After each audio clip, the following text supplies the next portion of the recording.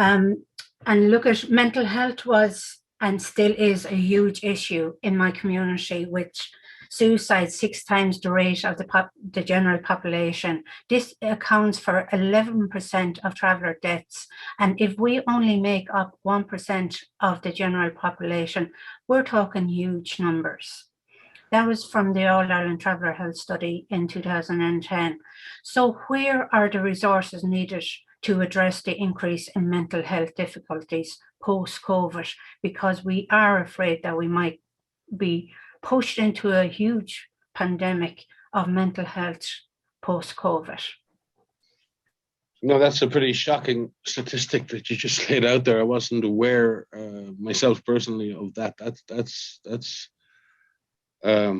That's a real difficult number to even imagine, and a terrible burden for a community to bear, because in that situation, there just must be constant fear of everyone around you, because everyone is suffering, and the whole society is suffering at every level in every country. All communities are suffering, and I think there's a general recognition that our mental health, the mental health of our older and wiser generation, the mental health of our children, the mental health of everybody has been affected. And this pandemic has just, I think, amplified what was already an issue. As you said, those numbers are pre-pandemic numbers. I think it can certainly not make the situation any better. Mental health is a pandemic in its own right, or mental health problems.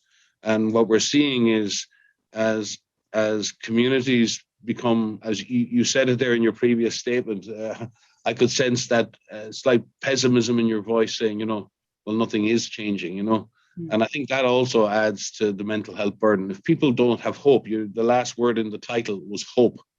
And I think it's the last thing we have as a community or as an individual, is that ability to hope, to see a better day tomorrow, regardless of your situation, to believe that something will improve, that life can change, your circumstances can change.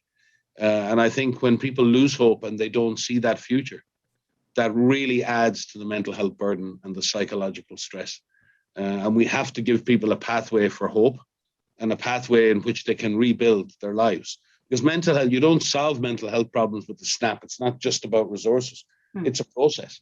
And it requires a long-term commitment to dealing with those underlying factors that drive mental health problems. And there are lots of stresses that drive that. And I'm sure you can explain them to me much better from within the traveller community, what they are within your community. But we collectively, and I mean that at a global level, we are underestimating the tsunami of mental health issues that are emerging for so many different reasons. We have millions of children living in conflict situations. We have so many people who are migrants around the world who live in desperately uncertain circumstances all the time. They don't know where they're going to be tomorrow, if they're going to be deported, if they're going to be accepted.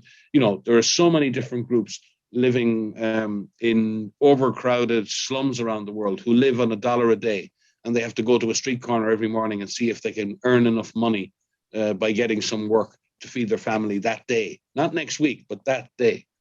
That amount of stress, that is a huge burden for any human being to carry in those different circumstances. And I'm sure there are people in your community, and I would assume, like in most communities around the world, it's the women in your community who bear most of that stress burden too, trying to hold things together, keep families together, keep families moving forward. And in many communities, it's women who bear the double burden of having to absorb that extra stress within a family or within a community.